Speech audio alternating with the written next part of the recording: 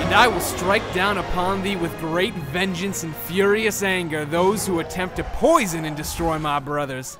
And you will know my name is the Lair when I lay my vengeance upon thee. Hey everybody, it's Greg Miller from the IGN PlayStation team here to talk to you about Lair, Sony's newest release for September 4th. Lair features an interesting story full of death, deceit, dragons, and other D words that will blow your mind.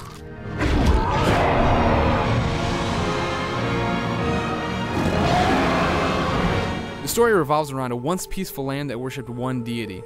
A volcano exploded, lava divided the place, and now we have two countries, Asilia and Mokai. You'll take the reins of your dragon as Roan, a sky guard for Asilia, and when a battle breaks out with Mokai, you'll be the one who has to solve everything and set it right.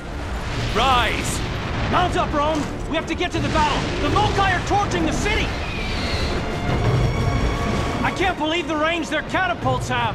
Who said the Mokai were primitive? The movies look awesome. There's real facial features, there's real emotion in the eyes as these people walk around and Roan interacts with other sky guards, generals, and the diviner.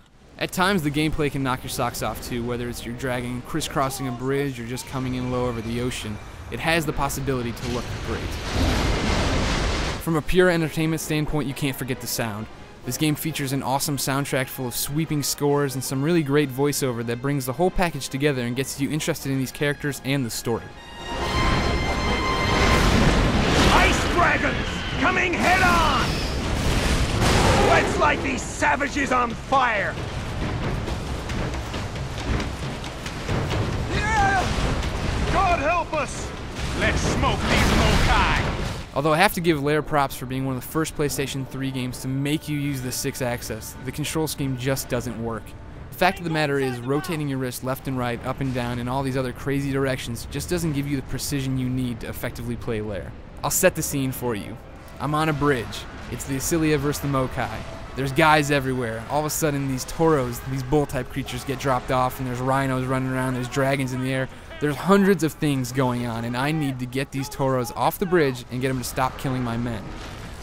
I try to swoop in and get them, but I can't lock onto them. See, Lair uses an interesting lock-on system. You hold down on the D-pad and the screen goes black and white and enemies appear up in red. This lets you pull your adversaries out of the crowd, but the problem is you still have to lock onto those individual ones. So you'll be coming in, see the Tauro you need to get off there so he'll stop killing your men, and as you hit the lock-on button, the game isn't looking at him, it's looking at a turret in the upper right corner. So, you miss the Tauro, swing up to this turret, and your men get killed. The screen is too full of objectives similar to this that just make the whole mission cluttered. Oftentimes you'll be flying around a level and things will start popping in the distance, or things will start getting choppy and blocky. Another IGN editor who was watching me play said, "Motion is what gets this game. It would look great if it would just be still." Sadly, video games aren't still, so there's something wrong with how this game looks in motion, and that's a sad, sad fate. So even when you can lock onto something, maybe another dragon, the fighting mechanics just aren't all that great. There are two main ways dragons fight. One has them face to face falling towards the ground, punching and kicking each other and blowing fire breath or ice breath. It sounds really cool, but from your perspective, all it comes down to is mashing face buttons and hoping you win.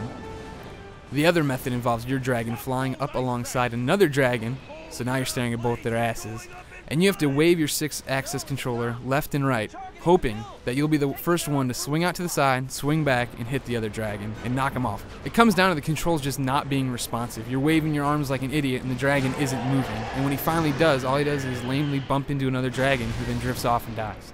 In the end, it's sad. The story's good, the game can look pretty, and someone's finally using the 6-axis. But the control scheme is full of frustrations and sluggish turns, and it drains any fun out of this medieval romp. For the full written review, check out IGN.com and feel free to flame me on the comment section.